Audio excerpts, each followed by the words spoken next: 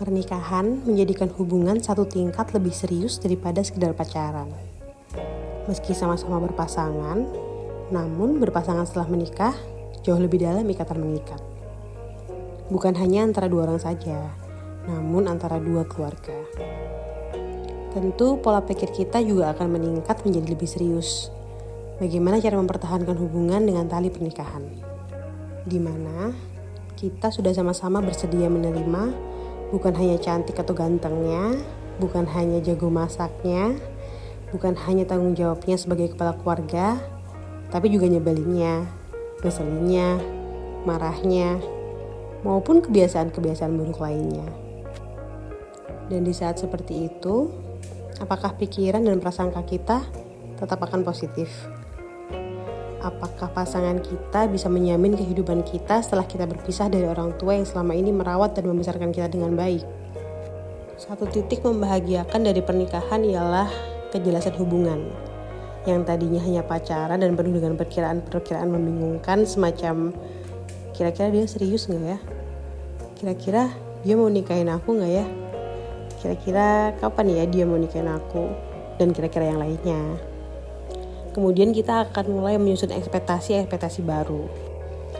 Sepertinya kita akan sulit untuk tidak berekspektasi. Kita mulai membayangkan pernikahan dengan model dan suasana seperti apa. Apakah penuh canda? Atau campur aduk antara haru dan bahagia? Setelah itu, kita juga berekspektasi tentang tempat tinggal keluarga baru kita.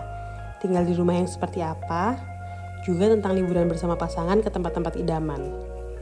Kemudian, rutinitas bahagia yang seperti apa dengan anak-anak yang lucu dan mengundang tawa.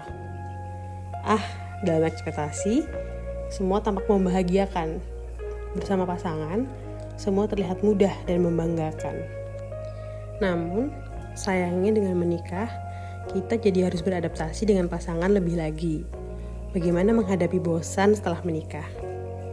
Seseorang yang jarang kita temui, sekarang akan kita temui setiap hari. Bangun tidur hanya wajahnya yang kita lihat. Berangkat tidur juga wajahnya yang kita lihat. Dia lagi, dia terus. Belum lagi, kita juga harus beradaptasi dengan keluarganya, keluarga baru kita, terutama mertua. Bagaimana agar bisa menjalin hubungan baik dengan mertua? Bagaimana menyeimbangi dan mencocokkan pribadi kita dengan pribadi keluarga baru kita, adik atau kakak ipar? Juga bagaimana peran pasangan dalam membantu kita beradaptasi dengan keluarganya, dengan lingkungan masyarakat di sekitarnya. Hal-hal yang lebih penting untuk kita pikirkan tapi seringkali kita lupakan, sebab sudah tertutupi dengan ekspektasi membahagiakan bersama pasangan.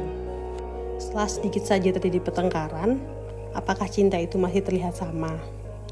Masalah ekonomi keluarga seringkali menjadi pemicu pertengkaran. Dia bisa dengan mudah menyulut api amarah. Tak heran jika penyebab terbesar perceraian di Indonesia disebabkan oleh masalah perekonomian.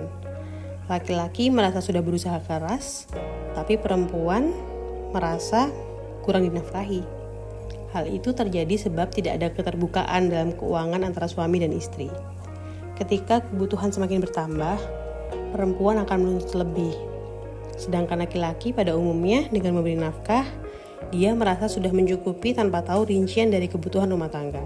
Contoh yang sudah terjadi di kehidupan sehari-hari, suami dengan 3 anak memberi uang belanja 100.000 untuk kebutuhan 1 hari pada istrinya. Untuk uang jajan ketiga anaknya saja sudah berkurang 60.000. Dengan begitu, uang dari suami hanya bersisa 40.000. Dan sang istri harus pandai mengatur bagaimana caranya agar pengeluaran tidak lebih dari sisa uang dari suaminya. Hal ini jarang sekali diketahui oleh suami, sebab tidak ada komunikasi yang baik di antara keduanya. Entah karena sibuk, entah suami yang tidak mau tahu, atau karena sang istri yang sudah bosan menjelaskan pada suami. Kebutuhan perempuan tentu lebih banyak dibanding kebutuhan laki-laki. Perempuan akan selalu butuh makeup dan perawatan, sedangkan laki-laki tidak. Fashion perempuan juga akan membutuhkan 2 kali lebih banyak biaya dibanding laki-laki. Wanita yang rasional adalah wanita yang bisa bersikap sesuai dengan keadaan suaminya. Sedang laki-laki yang payah adalah yang menyanyiakan wanita yang mampu mengerti keadaannya. Demikian motivasiku hari ini. Jangan lupa like, komen, dan subscribe channel Bijak 7.